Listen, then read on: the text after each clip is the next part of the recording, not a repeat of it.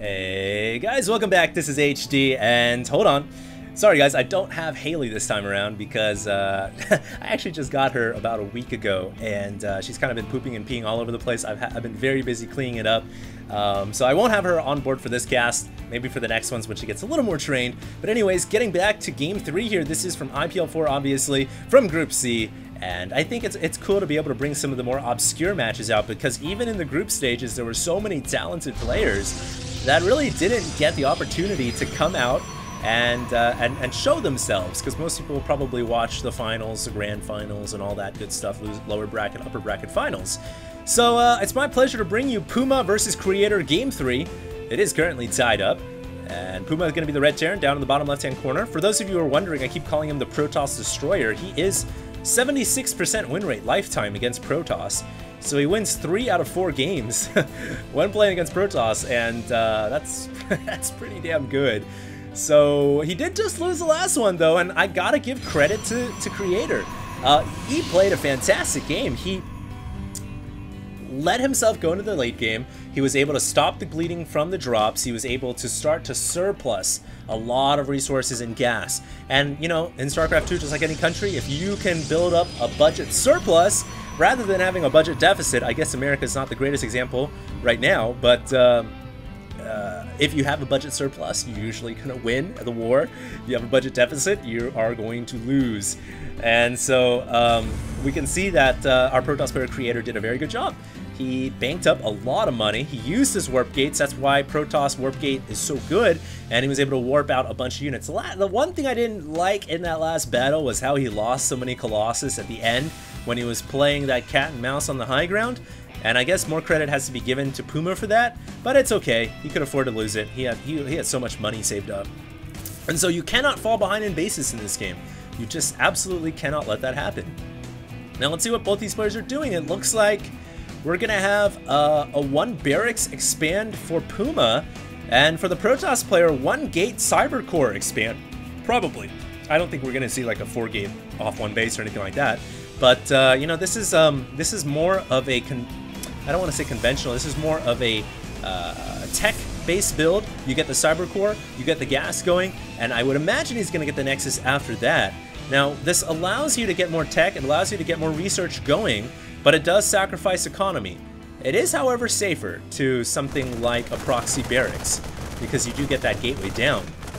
So we'll see. It looks like the Nexus is going to come up, and so Creator is going to have the expansion following just a little bit later than his Terran opponent. Puma now making his way across the map, going to try to get that scouting SCV inside. If some of you guys are ever wondering why the neutral supply depot always dies, it's just because it gives more space, more living area, if you want to say it like that, for a player to build stuff. You know, you don't want to get cooped up inside a little room. You want to have a lot of open space to work with. So the supply depot sometimes is in a spot that's kind of, hey, I'd like to wall that off with something instead of just a burrowed depot. So a lot of times players will destroy it. Plus it makes good target practice. And so here comes that Stalker now making its way across the map. Usually we see Protoss players moving out with the initial Stalker to test the waters a little bit. And last time we saw those Stalkers do a lot of damage to the Marines on Atlantis spaceship. Creator is very good at microing his weakened Stalkers and taking out Marines. Meanwhile, both players working off of 3 gates or 3 barracks, however you want to look at it, and 2 gases as well. So very similar amount of production and amount of gas intake right here. 240, it's pretty much identical really if you look at it. And we'll see where the divergence starts to begin, as both players are really looking to play a conventional style of Terran versus Protoss. This map, however, Cloud Kingdom, it definitely favors a lot of positional advantages, because you've got the rocks, you've got the destructible rocks. You can break that down or leave it up depending on how you want to play. You've got the ramps, and you've got the high ground, low ground. This map really accentuates having emphasizes having the better positioning, and we saw at the end of the last game how the players were trying to take positional warfare in the last battle. I'm trying to think of a map that doesn't really focus on positioning as much, and I think Shattered Temple is a good example of that, because it's just a wide open battlefield, not too much in terms of positioning. But this map, high ground, low ground, rocks, a lot of that stuff going on, and a lot of flank opportunities as well. I think it definitely favors positions. Now, it looks like we're going to have the first attack of the day here, with a lot of sentries being made out here. A lot of times when Protoss players make so many sentries off of 2 bases initially, it can signal an attack, because sentries are needed for their ability to force field the bunkers and keep the SCVs away. And it looks like we are going to have an attack here. And do note there's a pylon down at the bottom right, and another pylon here, very close reinforce point, and Creator could be looking to do some damage here. Puma thinking it could be Dark Templar dropping a turret, but he might cancel it because he sees so many sentries. Usually, yeah, there we go. There's a cancel. Usually when a Protoss gets so many sentries, it discounts the possibility of a Dark Templar attack. And what the heck are those force fields for? I think Creator was hoping to catch some SCVs on the outside, but ended up wasting energy instead. Nexus is going down here, but there was a Marine at that location, so Terran players should know that a Nexus is coming at the 3rd, and this is what happened in the last game. Puma allowed himself to fall behind in bases. He cannot let that happen. He cannot stay down in 2 bases for too long, and I would expect him to start going to the skies with medevac drops very, very soon. We can in fact see the starport beginning to double produce medevacs right now. Factory not being used to building scout yet. Protoss player now beginning to fall back, doesn't want to get caught under Stim Pack. Good timing as Stim just finished up. And once again, we have the Protoss player on 3 bases. He is supply blocked though. Both players actually supply blocked in a major way. They have to clear up those blocks right now to get their supply back up and running. And no support bay yet from Creator. Huh. We might just go for a couple of Immortals first and then add the support bay on. He's also getting a Twilight Council right now. And usually when players get the Twilight Council around this time, they want to get Blink, they want to get Charge. And Creator has shown that he doesn't go down one avenue. He likes to spread out and get Colossus and get Charge and Blink. And here we go, an attack from Puma, not drop, but just an attack with medevacs. And the nice thing is when you attack like this, you can use the medevacs to escape force fields. And if he can get in the main, he might be able to do it. No, there's 2 Stalkers up there. Good anticipation by Creator to leave a couple of Stalkers in the main base. And, you know, that attack didn't really do too much damage. I think once again, we have this scenario developing where our Protoss player Creator is starting to understand how to deflect these little skirmishes on the minimap, how to stop himself from bleeding away probes. And so far, he's been doing a pretty good job of just stopping these drops, stopping the ground attacks, not letting himself lose probes. Very, very good. And if he can keep that up, he might just win this game against Puma, which I don't think any of us expected to happen. Puma is a world-class Terran versus Protoss player. He's a world-class player of StarCraft 2, period. So, we'll see. One thing, though, that I do note is because Creator went up with so much tech right away, and he got the Nexus down, you know, he went Robo, he went Twilight Council, he doesn't have the upgrades going for him, and he's just now dropping the double forge. And so his upgrades are pretty, not too far behind, but they are behind the Terran player right now, where Puma has 1 weapons and is about to finish 2 weapons and 1 armor. And it looks like we do have a medevac drop fleet just kind of waiting outside the Protoss natural as a main drop goes in just outside the 3rd.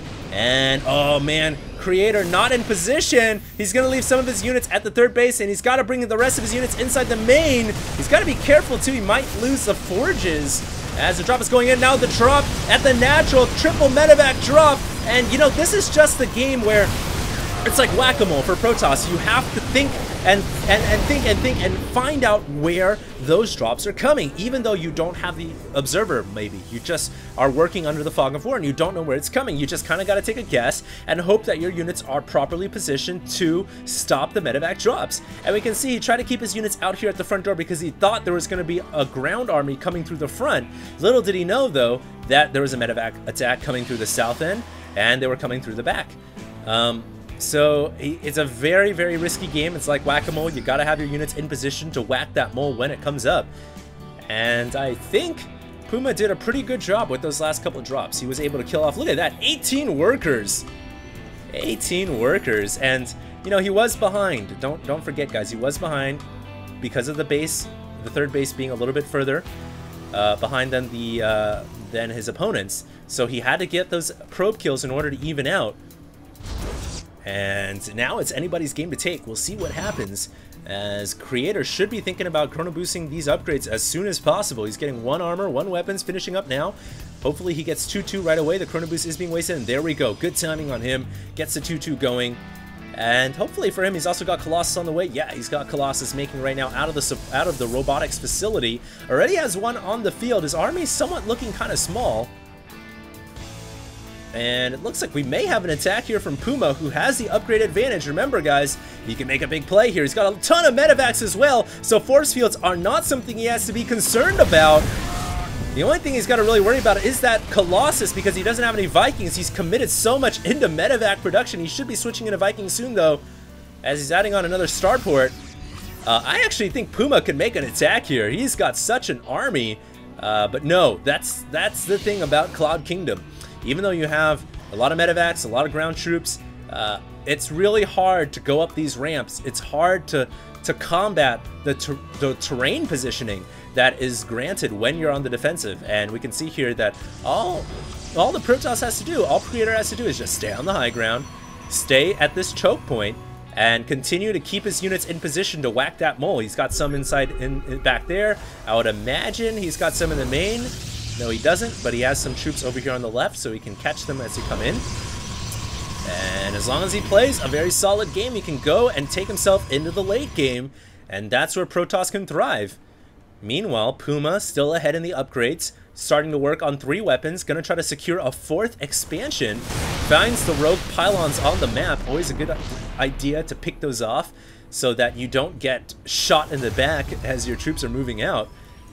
And there is still a stalker back here, just kind of smoking a cigarette, chilling out, as we have the Protoss army moving out, and still really relatively little bloodshed this game.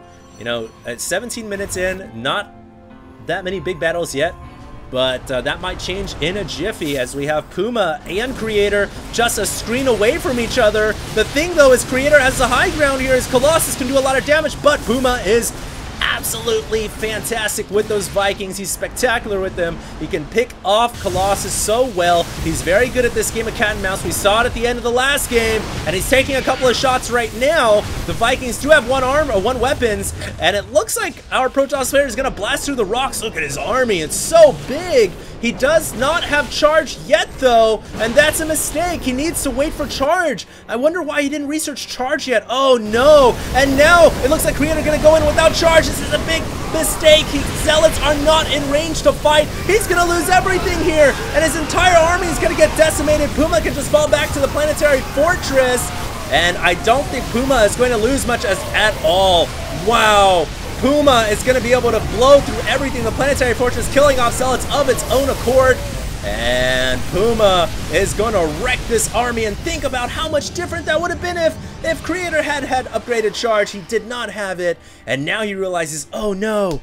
Smacks himself in the forehead and realizes, no, I was supposed to get charge. And now he's dropping the chrono boost. But, you know, it's a little bit too late. Actually, it's a lot of bit too late. 142 supply to 96 now, and Puma is so far ahead because of 1 upgrade, 1 mistake. And there you guys see how 1 error can cost so heavily in StarCraft 2.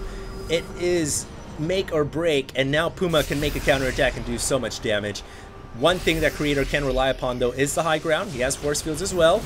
If he can just hold on to this high ground and the ramp, he might be able to deflect this attack.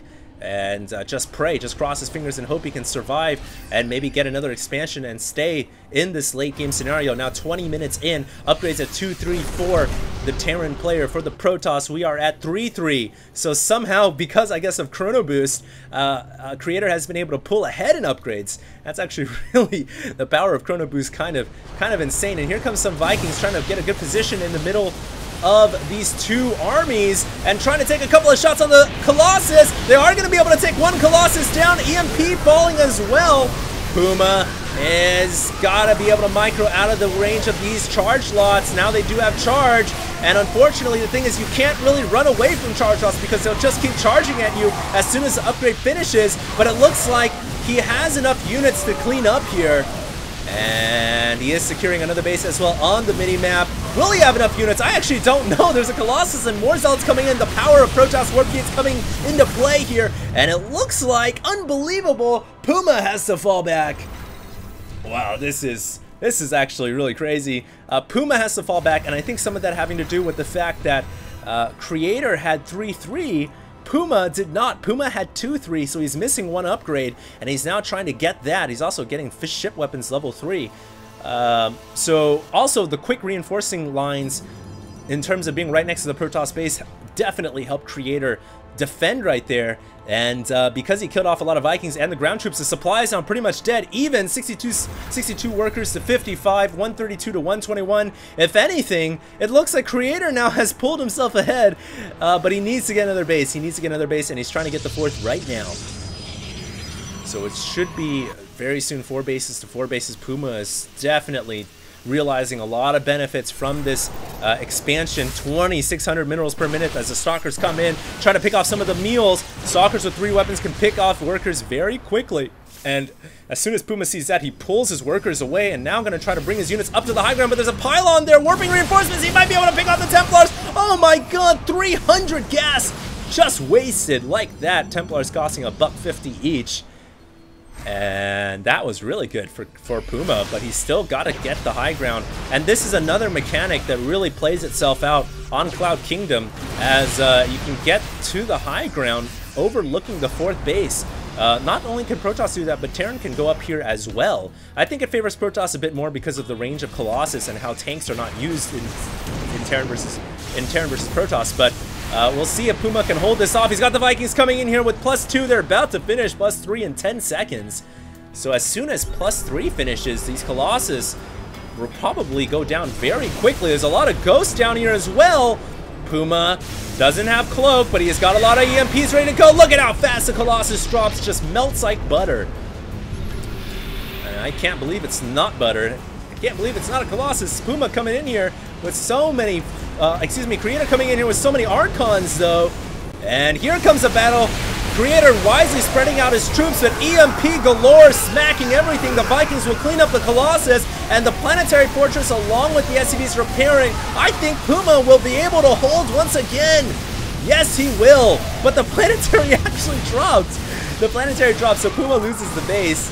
But that's okay. He's got such a huge army here. I think that was worth the trade because now he can just go across the map and go straight for the Protoss 5th or Protoss 4th and take it out with relatively little resistance. I actually don't think that Creator can hold this off. I don't think he can defend. And as soon as Puma takes this Nexus down, he is way ahead in this game. Creator has to hold here. If he cannot hold, he is out of this game. He will lose the best of 3. He cannot survive without enough money, and he's already down in supply as it is, and he's just going to retreat. He's just going to retreat into the 3rd, so now it's 4 bases to 3 bases with the Terran drastically ahead in supply and army. That last battle was everything, and I don't know why. I mean, this is so seesaw. It's the momentum constantly shifting between these 2 players in this entire set, and I'm questioning why Creator decided to attack there. I don't think he needed to. I think he should have expanded. I think he should have harassed, maybe got on the high ground, used his Colossus to laser down the SCVs. I don't think he should have attacked into this location with the Planetary Fortress. Yes, he had the high ground, but he came down to the ramp and then he forfeited his terrain advantage. So I kind of question his decision making right there. I don't think that was the right choice. Yeah, he killed the Planetary Fortress off, but look at what it cost him. And now, what can he do? I don't really know. I don't think he could do much. Trying to maybe eke out an army right now, but he's only on 1 mining base, whereas the Terran is on 2. And of course, upgrade's pretty much maxed out right now. That Marauder Ghost Ball, it looks so scary though. And really not nearly as large of an army for our Protoss player. He's gonna have to get some Templars out here, maybe make more Archons, save up some more for Yeah, he doesn't even want to get Storm anymore because there's barely any Marines in this mixture. He just wants to get a lot of Charge Lots and Archons to combat this. And this is where those Ghosts are coming in. Vikings taking shots again. Puma is so good with those Vikings, but actually ends up losing all of them because he ran over the Archons. I guess he said, you know what, I don't care. I can just sacrifice the Vikings as long as I do as much damage as possible. Because I know I'm ahead right now. I know I have a bigger army, but he did lose a lot of it by losing all the Vikings. And here we go. On the low ground, the Archons and Charge Lots definitely in the mix, doing a lot of damage. But we can see Puma just having way too many troops, forcing the cancel again on that Nexus. And he's going to be able to run up the ramp. Force fields have to be used, but not enough to cut off that huge ramp. And Puma is up on the high ground now, right next door to the Nexus. Will Creator be able to warp in reinforcements in time? He just doesn't have enough money. And there's the GG. There it is. So Puma takes the best of 3. Once again, another seesaw game of Terran versus Protoss. These two guys make some of the most interesting TVPs that I've seen in a while. Let's just go ahead and look at... we all know how back and forth it was. It was just constantly trading left and right. But why? Why did... I think this was the battle that I was talking about. Why did Creator go in and attack here? No, this wasn't it. This was actually a huge battle in of itself, but let's go ahead and look at this fight. Let's go ahead and rewind it. 18 minutes right here. And let's go ahead and look. All right. So, not the best positioning. Ah, this is when the Zealots did not have charge. Okay, so this was just the biggest blunder I've ever seen, not having charge. So Creator definitely smacked himself in the forehead for this one because I didn't even see him place his Zealots in the front. So the whole battle here was so bad. Goes in with everything, doesn't have his Zealots in the front. These are the Zealots right here, all in the back, and they have to walk over to the army. And I think while the battle was going, Creator must have said to himself, what is going on here? And he can't fall back at this point. He's committed. He cannot run away. Puma was like counting his blessings. He's like, oh my god, he doesn't have charge yet. So this battle could not have gone any better. EMPs for good measure. And look, even without charge, how close Creator was to breaking this army down. Really, really was close. And if he had charge, I think it could have been game here. It could very well have been game, or at least for sure the Planetary Fortress would have dropped. That is for damn sure. But alas, it didn't go that way, and this first battle definitely swinging in favor of the Terran player. Now let's go ahead and look at the next big battle that happened here. Now this one really had me scratching my head. This is the late game battle that really changed everything. Both players are even number of bases, and for whatever reason, it seems like Creator decides he wants to attack here. Now, if you're going to attack, that's fine, but why go down the ramp and sacrifice your territory, your advantage? And look at how many Ghosts are here. They're ready to launch millions of EMPs. Why not attack behind the ridge on Cloud Kingdom, overlooking the base, and kill off the SCVs like that? I think that would have been much, much better. Anyways, he tries to go in here, and the Ghosts carpet EMP his army. Look at how many EMPs go down. It's like from the left to the right, back to the left. All the Archons have no shields, and his Colossus get wrecked. Thankfully this time, yeah, he had charge, but I mean, geez, he just got owned in this battle. I mean, yeah, he got the Planetary Fortress eventually. Let's go ahead and rewind and just look at it again. Look at how he just kind of hesitates and lets the Vikings blow away his Colossus. That's something that Puma does very, very well. I've noticed Puma is extremely good at using the Vikings to blast out those Colossus and whittle them down. So once again, look at the battle. EMPs going off, entire army, completely neutralizing them and the Archons. And you know, this battle went pretty well for our Terran player. Although the Planetary Fortress dropped, look at how much army he had standing afterwards. And I know before this battle started, it was so close. It could have went either way. Now look, as Puma really able to close out the game because he can kill off the enemy Nexus at that position. But anyways, it was such a close game before that. I'm kind of curious as to why the Protoss decided to attack down the ramp. Why didn't Creator just attack from the high ground and try to take out the Planetary Fortress that way? Anyways, guys, hope you guys enjoyed this cast. And that's the best of 3. It looks like Puma is the victor. Hope I'll see you guys around in the next video. And I think I'm going to be giving away some headsets pretty soon. So make sure to stay tuned. I'll try to get that Guild Wars 2 video out following that. And Diablo 3, Guild Wars 2, new games on the horizon. Can't wait. See you guys soon. HD, signing out.